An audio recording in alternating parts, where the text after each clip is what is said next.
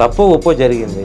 ఆ బాధితుడిని పిలిపించి 5 నిమిషాలు మీ టైం కేటాయిస్తే ప్రతిపక్షానికి అవకాశం లేదుగా. జగన్మోహన్ రెడ్డి గారు ఎన్నో నిరసన కార్యక్రమాలు టేకప్ చేసినా దేంట్లో ఆయనకి మైలేజ్ రాలేదు. కానీ గట్టిగా ఆయనకి దొరికినటువంటి అంశను కొంచెం గ్రావిటీ ఉన్నటువంటి ఏదైనా ఇష్యూ దొరికిందంటే ఇదే. మాట సాయమో లేకపోతే చేత సాయమో ఏదో ఒకటి చేస్తే అయిపోయేదాన్ని. ఇప్పుడు చివరికి జగన్మోహన్ రెడ్డి వెళ్ళి వాళ్ళని పరామర్శించి అక్కడ వరకు తెచ్చుకుంటున్నారు. అవునన్నా కాదన్నా, పాలిటిక్స్లో టైమింగ్ ఈజ్ వెరీ ఇంపార్టెంట్. మీరు తర్వాత ₹1 కోటి తీసుకెళ్లే సాయికృష్ణ కుటుంబానికి ఇచ్చినా అది నా మూలానే ఇచ్చారంటాడు జగన్మోహన్.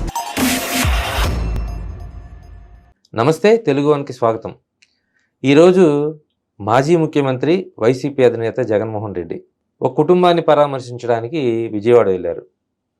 పేరిపోగు వెంకటేశ్వరరావు కుటుంబం, అంటే పేరిపోగు క్రాంతి కుమార్ అనేటువంటి ఒక యువకుడు విజయవాడ కృష్ణలంక పోలీసులు ఏదైతే ఇప్పుడు ఈ సాయి కృష్ణ అదృశ్యం వెనకమాల, హత్య వెనకమాల ఉన్నటువంటి కీలక నిందితుడు సిఐ నాగరాజు ఉన్నారు. అదే సిఐ నాగరాజు వేధింపులకు గురై సూసైడ్ సెల్ఫీ దిగి ఆ సూసైడ్ సెల్ఫీని ఫోన్లో పెట్టి చనిపోయినటువంటి క్రాంతి కుమార్ కుటుంబం ఇది. సహజంగానే అసలు ఈ సాయి కృష్ణ అదేవిధంగా క్రాంతి కుమార్ ఈ ఇద్దరి ఎపిసోడు గడిచిన నెల రోజులుగా ఈ రాష్ట్రంలో, మరీ ముఖ్యంగా 15 రోజులుగా ఇదే చర్చ. ఇంత తీవ్రమైనటువంటి అంశాన్ని ప్రభుత్వం ఎందుకో మిస్ అవుతూ ఎక్కడో అనవసరమైనటువంటి గ్యాప్ తెచ్చుకునేటువంటి ప్రయత్నం చేస్తుందా అనిపిస్తుంది. ఎందుకంటే సాయి కృష్ణ కుటుంబాన్ని పిలిపించుకొని వాళ్ళతో మాట్లాడి వాళ్ళకి ప్రభుత్వం తరఫు నుంచి ఏ న్యాయం అయితే చేశారో అదే సమయంలో బయటపడినటువంటి క్రాంతి కుమార్ కుటుంబాన్ని కూడా పిలిపించుకొని వాళ్ళకి కావలసినటువంటి సాయమో లేకపోతే మాట సాయమో లేకపోతే చేత సాయమో ఏదో ఒకటి చేస్తే అయిపోయేదాన్ని. ఇప్పుడు చివరికి జగన్మోహన్ రెడ్డి వెళ్ళి వాళ్ళని పరామర్శించి అక్కడ వరకు తెచ్చుకుంటున్నారు. అసలు ఏంటి ఈ ప్రభుత్వంలో గ్యాప్ రావడానికి, ఇలాంటి మైక్రో లెవెల్లో మిస్టేక్స్ జరగటానికి ప్రధాన కారణం ఏంటి తెలుసుకునే ప్రయత్నం చేద్దాం. మనతో సీనియర్ రాజకీయ విశ్లేషకులు కిలారి నాగార్జున గారు ఉన్నారు. సార్ నమస్కారం. ముఖ్యంగా ఈ క్రాంతి కుమార్ ఎపిసోడ్, అంటే సాయి కృష్ణ ఎపిసోడు గడిచిన ఒక 10 రోజులుగా రాష్ట్రం మొత్తం కూడా ఒకటే చర్చ. కుల ప్రాతిపదికన, మత ప్రాతిపదికన, ఫలానా కులం వాళ్ళు కాబట్టి చంపేశారు, అదృశ్యం చేశారని. సరే, అదృశ్యం చేయటం, చంపడం 100కి 100% తప్పే.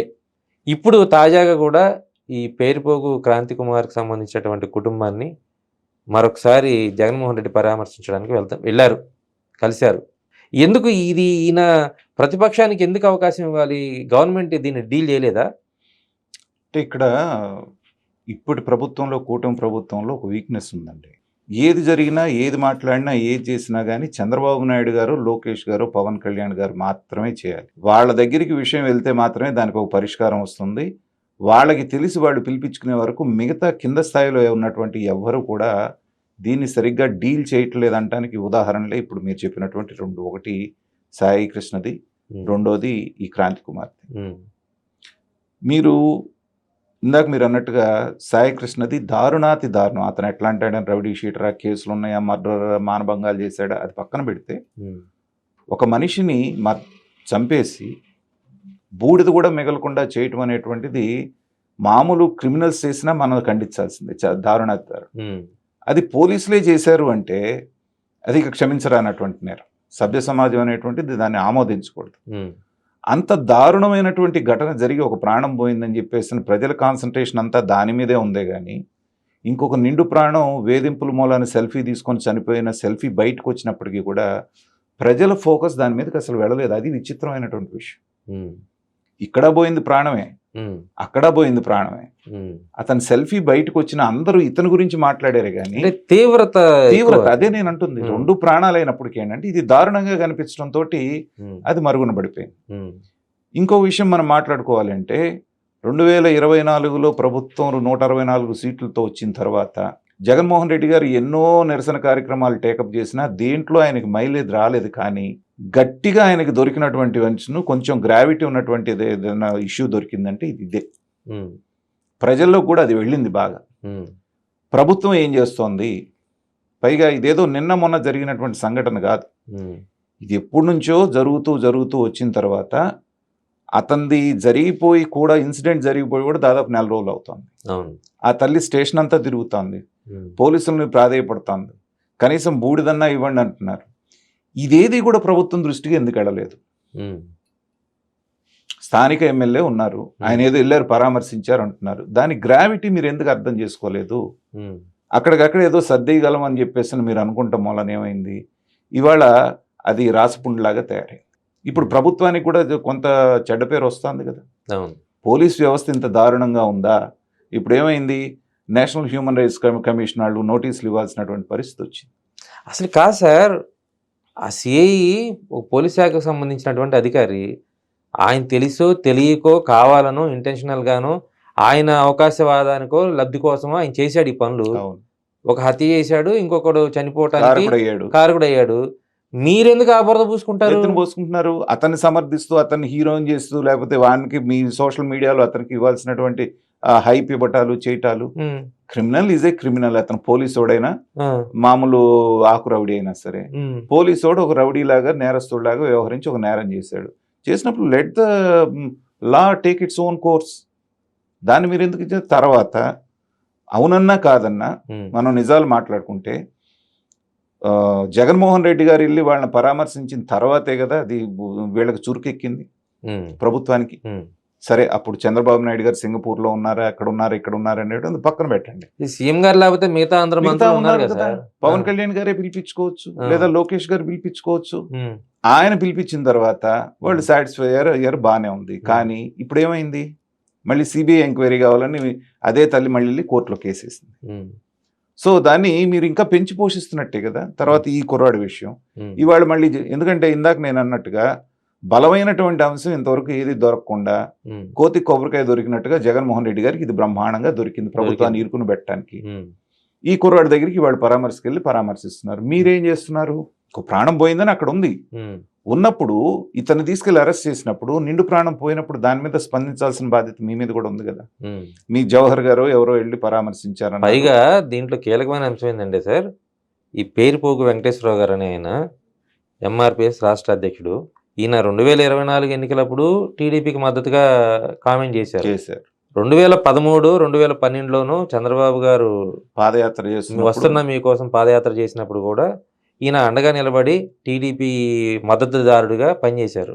అలా అండగా నిలబడిన వాళ్ళని పిలిపించుకొని అవసరమైతే వాళ్ళ ఇంటికి సీఎం గారైనా వెళ్ళి, లేకపోతే సీఎం గారు కుదరకపోతే ఇంకో ఇద్దరు మంత్రులు ఒకళ్ళ మంత్రులు వెళ్ళి వాళ్ళని పిలిపించి నీకు ఏ రకంగా న్యాయం చేయాలని చెప్పని అడిగితే వాళ్ళు 100 అడగొచ్చు, మీరు 10 చేయండి, అయిపోయింది కదా. తర్వాత ఇంకోటి ఏంటంటే, ఎవరైనా పొజిషన్ లో ఉన్నా గానీ మీరు పిలిపించుకొని మాట్లాడాల్సింది మీ పార్టీ కార్యకర్త. అతను కార్యకర్త కాదు, మద్దతుదారుడు. అందులో ఒక స్థాయి ఉన్న నాయకుడు. ఎంఆర్పిఎస్ లో అతను రాష్ట్ర అధ్యక్షుడు అన్నప్పుడు ఏంటంటే, వాళ్ళు మిగతా వాళ్ళు చేసినంత యాగి చేయలేదు కాబట్టి మీరు పట్టించుకోకుండా ఉంది. ఇప్పుడు సాయికృష్ణ తల్లికి వీళ్ళందరూ కూడా కాపు అనేటువంటి కులం కలర్ వచ్చింది కాబట్టి అది ఫ్లేరప్ అవుతుంది అన్న ఉద్దేశంతో మీరు మాట్లాడారనే ఇండికేషన్ వస్తుంది కదా. పిలిపించి ఒక మాట మాట్లాడి దీని మీద కూడా ఎంక్వైరీలో, సిట్లో, విచారణలో భాగంగా మీ వాడికి కూడా న్యాయం చేస్తాం అనేటువంటి మాట ఒకటి వస్తే ఏంటంటే, ఇంకా తల్లిదండ్రులు నిజంగా మెచ్చుకోవాలి. వాళ్ళు దాన్ని అవకాశంగా తీసుకొని ప్రభుత్వం మీద విమర్శలు కానీ దుమ్మెత్తిపోయటం కానీ లేకుండా కామ్గా ఉన్నారు వాళ్ళు. అంత స్థాయి నాయకుడైనా ఇప్పుడు చేయిస్తారు కదా సార్. ఇప్పుడు కలర్ తీసుకొస్తున్నాడు కదా. సో దాన్ని ఏం చేస్తాడంటే జగన్మోహన్ రెడ్డి గారు, అక్కడేమో కాపుల మీద దౌర్జన్యం అన్నాడు, ఇక్కడికి వచ్చేటప్పటికి ఏంటంటే దళితుల మీద దౌర్జన్యం అంటాడు. పైగా అసలు ఇప్పుడే మనకి దళిత క్రిస్టియన్లు అని చెప్పేసి అని ఒక ఇష్యూ నడుస్తుంది, వివాదం. దానికి అగ్నికి ఆజ్యం పోసినట్టు కూడా ఇది కూడా యాడ్ అవుతుంది కదా. కాబట్టి ఏంటంటే చంద్రబాబు నాయుడు గారికి ఉన్నటువంటి ఒక వీక్నెస్ ఏంటంటే, అధికారంలోకి వచ్చిన తర్వాత పాలన అభివృద్ధి, దానికి సంబంధించి పెట్టుబడులు, ఇవి అవి దీని మీదే కాన్సన్ట్రేట్ చేస్తారు కానీ పార్టీని లేకపోతే ఇట్లాంటి విషయాలు పట్టించుకోరు అనేటువంటి ఒక విమర్శ ఉంది. దాంట్లో కొంత నిజం కూడా ఉంది. లేకపోతే మీకోసం అంత చేసినటువంటి వ్యక్తికి వాళ్ళ పిల్లవాడు చనిపోతే అతను అల్లర్చిల్లరుగానే తిరిగినాడు అయ్యుండొచ్చు, ఏదైనా అయ్యుండొచ్చు. పోలీస్ స్టేషన్కి తీసుకెళ్లారు, చేశారు. చేసినప్పుడు ఏంటంటే అతను మీరేం సపోర్ట్ చేయాల్సిన పనులు. కానీ తండ్రి నిజాయితీగా మీ పక్కన ఉన్నప్పుడు, అతను మీ కార్యకర్త కాకపోయినప్పటికీ కూడా ఒక వ్యక్తిగా ఉన్నప్పుడు ప్రభుత్వం తరపు నుంచి చేయాల్సినటువంటి బాధ్యత ఉంది కదా. మరి ఫ్యూచర్లో ఏమన్నా చేస్తారేమో, ఎందుకంటే జవహర్ గారు వాళ్ళు వెళ్ళి మాట్లాడి వచ్చారంటున్నారు. చేసినా కూడా ఏమొస్తుంది, జగన్మోహన్ రెడ్డి గారు క్లెయిమ్ చేసుకుంటారు. మొన్న గనక నేను వెళ్ళిన తర్వాతే చంద్రబాబు నాయుడు గారు పిలిపించుకున్నారు సాయికృష్ణ పేరెంట్స్ అన్నట్టుగానే నేను వెళ్ళాను కాబట్టి అతనికి న్యాయం జరిగింది క్రాంతి కుమార్ అనేటువంటి క్లెయిమ్ చేసుకునే అవకాశం కూడా ఉంది. నేను మళ్ళీ చెప్తున్నాను, లాస్ట్ టైం కూడా చెప్పాను, రాష్ట్రంలో ఉన్నటువంటి ఇంటెలిజెన్స్ ఏం చేస్తోంది, ఇంటెలిజెన్స్ యొక్క పర్పస్ ఏంటి, అనుక్షణం ప్రజల్లో తిరుగుతూ అక్కడ ఏం జరుగుతుంది, ఎలాంటి సంఘటనలు జరుగుతూ ఉన్నాయి, దీని మూలన ప్రభుత్వానికి వ్యతిరేకత ఏమన్నా వస్తుందా, అనుక్షణం దీన్ని ఇన్ఫార్మ్ చేయటమే కదా వాళ్ళ బాధ్యత. అవును. సో ఇంత లుకలుకలు జరుగుతూ నెల రోజుల నుంచి ఒక సబ్జెక్ట్ నలుగుతున్నప్పుడు, ఒక దారుణమైనటువంటి సంఘటన జరిగినప్పుడు ఇది ఎందుకు వెళ్ళలేదు ప్రభుత్వం దృష్టికి ఇంత అయ్యే వరకు? కాబట్టి ఈ విషయంలో ప్రభుత్వానికి మనం మైనస్ మార్కులు వేయాల్సిందే, దాన్ని అవకాశాన్ని చక్కగా ఉపయోగించుకున్నందుకు జగన్ గారికి ప్లస్ మార్కులు వేయాల్సిందే.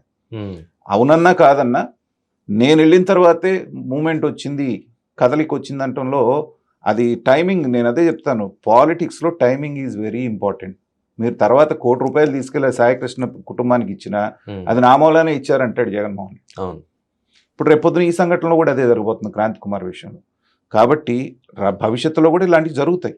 అంటే రెండిటికి మధ్యలో కూడా గ్యాప్ ఉంది సార్. అంటే సాయికృష్ణ కేసుకి సంబంధించి జగన్మోహన్ రెడ్డి ఒక 10 రోజుల క్రితం వెళ్ళారు. ఆ వెంటనే అన్న ప్రభుత్వంలో ఉన్న వాళ్ళకి స్పృహ రావాలి కదా. రెండో సంఘటన జరిగింది, మీరు కూడా క్యారీడ్ అవే అయిపోతే ప్రజల్లాగానే అది దారుణంగా ఉంది కాబట్టి దాని మీదే ఫోకస్ పెట్టి దీన్ని అసలు పట్టించుకోకపోతే. కాబట్టి ఇవాళ ఏం చేస్తున్నారు, మామూలుగా జరిగిన వాటిని కూడా అక్కడెవరో ఒక ఆడ మనిషిని చంపారు, ఇక్కడ వాళ్ళని ఇది చెప్పారు, ఈ లిస్ట్ అంతా తయారు చేసి మానవ హక్కుల ఉల్లంఘన జరుగుతుంది, రెడ్ బుక్ రాజ్యాంగం, రాక్షస పాలన, ఇది మొదలు పెట్టారు. కాబట్టి ఏంటంటే ప్రభుత్వం అనేటువంటిది అనుక్షణం తనను తాను కాపాడుకుంటూ ప్రజలను కాపాడాలి, అప్రమత్తంగా ఉండాలి. ప్రతిపక్షం ఇలాంటి దానికోసమే కాసుకొని కూర్చుంటారు, ఎందుకంటే వాళ్ళు మళ్ళీ అధికారంలోకి రావాలి కాబట్టి, మిమ్మల్ని బ్యాడ్ చేయాలి కాబట్టి.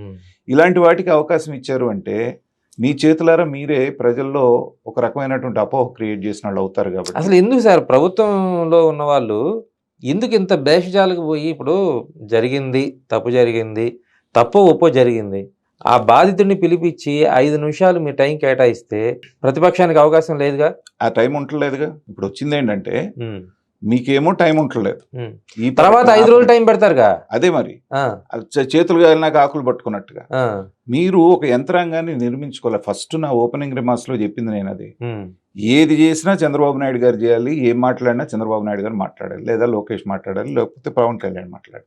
పవన్ కళ్యాణ్ గారు అడపాదడపానే మాట్లాడతారు కానీ ఆయన రెగ్యులర్ గా మాట్లాడరు. దానాదీనా వీళ్ళిద్దరు బిజీగా ఉంటున్నారు. సో మీరు తర్వాత కావాల్సినటువంటి ఇట్లాంటి హ్యాండిల్ చేసేటువంటి ఒక యంత్రాంగాన్ని, అనుభవజ్ఞులైన విషయ పరిజ్ఞానం ఉండి కాస్త లౌక్యంగా పరిష్కరించే ఒక నెట్వర్క్ మీరు తయారు చేసుకోకపోతే రాబోయే 3 ఏళ్లలో కూడా ఇలాంటి సంఘటనలు ఎవరు తప్పించలేరు, అడపాదడపా జరుగుతుంటాయి. కానీ త్వరగా మీరు ప్రజలను రీచ్ అయితే ఏంటంటే మనకు జరగగానే వచ్చారనే భావన వాళ్ళల్లో ఉన్నప్పుడు ప్రతిపక్షం దాన్ని ఎన్కేష్ చేసుకోవడానికి అవకాశం లేకుండా ఉంటుంది. కాబట్టి అది గమనించుకుంటే వాళ్ళకి మంచిది. అధికారంలో ఉన్నప్పుడు ఖచ్చితంగా ఈ గ్యాప్ ఉంచుకోకూడదు, ఆ గ్యాపే పెరిగిపోతుంది. ఇది ముఖ్యంగా గడిచిన ఈ 2 కేసులు ఏదైతే సాయికృష్ణ కానీ లేదా పేరుపోగు క్రాంతి కుమార్ కానీ, ఈ 2 కేసుల్లో ఈ ప్రభుత్వానికి కానీ ప్రతిపక్షానికి కానీ ఏమాత్రం సంబంధం లేదు. ఇది ఒక అధికారి తన అవకాశానికో లేకపోతే అవకాశవాదానికో లేకపోతే తనకు ఉన్నటువంటి విపరీతమైనటువంటి అధికారం ఉందనే ఆలోచనతోనూ ఇద్దరి మరణానికి అయితే కారణమయ్యారు.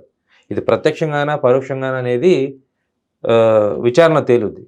కానీ ఆ అధికారి చేసినటువంటి తప్పుని ప్రభుత్వం తన మీద బురద వేసుకునేలాగా మాట్లాడటం లేకపోతే ప్రవర్తించడం ఒక తప్పు.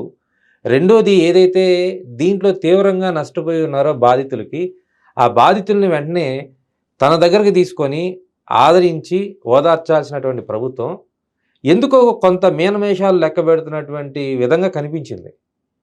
ఇప్పుడు వాస్తవానికి ఈ విషయాలు చెప్తే ప్రభుత్వానికి రుచించకపోవచ్చేమో కానీ అధికారంలో ఉన్నప్పుడు మరింత జాగ్రత్తగా ఉండాలి, మరింత బాధ్యతగా ఉండాలని మీరు పదే పదే చెప్తున్నారు. కానీ వాస్తవ రూపంలో క్షేత్రస్థాయిలో ఆ అంశాలు ఎందుకో కొంత కనిపించడం లేదు. ఇప్పటికైనా ప్రభుత్వంలో ఉన్నటువంటి, అంటే ముఖ్యమంత్రి గారే అన్నీ చేయాలంటే చేయలేరు, కానీ ప్రభుత్వంలో అన్ని శాఖలకు సంబంధించినటువంటి మంత్రులు ఉన్నారు, స్థానికంగా ఉండేటువంటి ఎమ్మెల్యేలు ఉంటారు, ప్రజాప్రతినిధులు ఉంటారు. వీళ్ళందరూ కూడా ఆ ప్రాంతాల్లో జరిగినటువంటి సమస్యల్ని ప్రభుత్వం దృష్టికి తీసుకురావచ్చు, లేదా తమకు అవకాశం ఉన్నంత వరకు ప్రజలకి ఏ విధంగా మేలు చేయాలి, ఏ విధంగా వాళ్ళని ఆదుకోవాలి, ఇలాంటి ఘటనలు జరిగినప్పుడు ఏ విధంగా ఓదార్చాలి అనేటువంటి అంశాల మీద దృష్టి పెట్టాలి కానీ అదేదో ఘటన జరిగింది, ప్రతిపక్షం వచ్చేంత వరకు మనకు సంబంధం లేదు, అది వస్తే అప్పుడు చూసి ఓదార్దాంలే అనుకుంటే ప్రతిపక్షానికి మీరే ఒక బాట వేసిన వాళ్ళు అవుతారు. ఈ విషయాల్ని అధికారంలో ఉన్నటువంటి అన్ని స్థాయిల్లో ఉన్నటువంటి నాయకులు గుర్తుపెట్టుకోవాలనేది చాలామంది రాజకీయ విశ్లేషకులు కావచ్చు, మీడియా కావచ్చు పదే పదే ఎందుకు చెప్తుందంటే ప్రభుత్వం తన బాధ్యత తను గుర్తించాలి, బాధ్యతారాహిత్యంగా ఉండకూడదు, ఉంటే ఇలాంటి ఘటనలే జరుగుతాయనే విషయాల్ని స్పష్టంగా చెప్తూ ఉన్నారు. అదే ఈరోజు పొలిటికల్ విశ్లేషకులు నాగార్జున గారితో కూడా జరిగినటువంటి చర్చలు అదే ప్రధానంగా చర్చించడం జరిగింది.